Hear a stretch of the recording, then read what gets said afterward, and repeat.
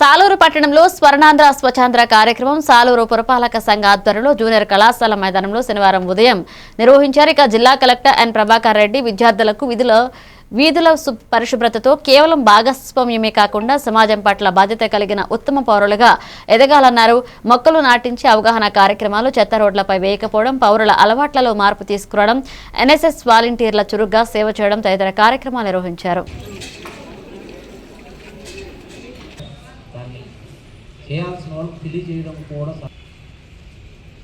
మీ గ్రామంలో తాగునీళ్ళు వస్తున్నాయా చెక్ చేసి 2 విషయాలు చెప్పి క్లోజ్ చేద్దాం.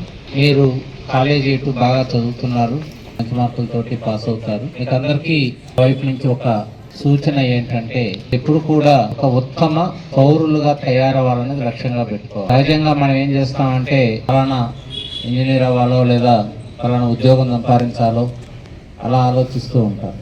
అవి జరుగుతాయి.